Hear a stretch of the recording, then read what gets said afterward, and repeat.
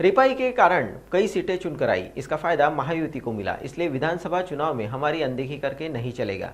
राज्य में महायुति की तीनों पार्टियों के कोटे से तीन तीन जगह हमें देने की जरूरत है। आज छत्रपति संभाजीनगर में ली गई पत्र परिषद के दौरान केंद्रीय राज्य समाज कल्याण मंत्री रामदास आठवले ने ये बात कही। महायुति को जीत कर लाने के लिए रिपाई का बहुत बड़ा हाथ है, फिर भी अनदेखी करने का प्रयास न किया जाए, यही बेहतर होगा, ऐसा आठवले ने कहा। आम्हाला चांगल्या जागा 160 ते 70-75 पर्यंत जागा मिळतील, 160 असा आम्हाला पूर्णपणे विश्वास आहे।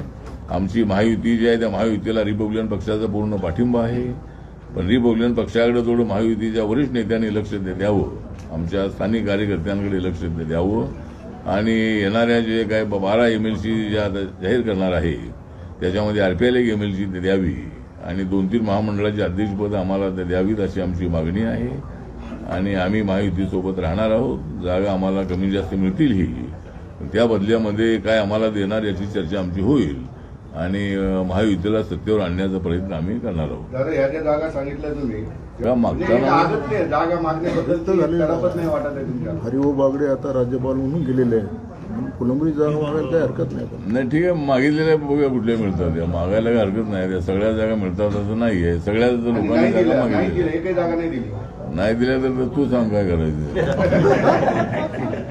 नाही जागा दिले नाही तरी जागा काहीच देणारच असं नाही आहे। आम्ही म्हणतोय आम्हाला काय आम्ही 40 जागा द्या 50 जागा द्या असं आमचं म्हणणं नाही आहे। आमच्या पक्षाच्या कृतीप्रमाणे 8-10 जागा द्याव्यात अशी आमची भूमिका आहे आणि आम्ही काहीतरी असा निर्णय हातातही घेऊन माझं मंत्रिपद जे आहे ते मला काही मंत्रिपदाची आवश्यकता नाही आहे, माझ्या समाजासाठी मंत्र्याची आवश्यकता आहे आणि मला माझा पक्ष देशभरामध्ये वाढवण्यासाठी मला मंत्रिपदाची आवश्यकता आहे। नागालँडमध्ये माझ्या पक्षाचे 2 आमदार आहे, तिथं माझा पक्ष रेकग्नाइज आहे।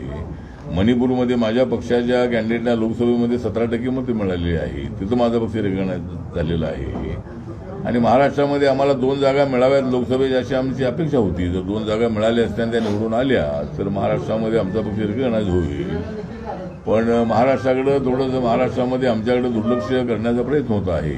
मला मंत्रिपद दिलं ही आमच्यासाठी अत्यंत अभिमानाची गोष्ट आहे आणि माझ्या मंत्रिपदामुळे देशभरातले कार्यकर्ते खुश आहे, पण माझ्या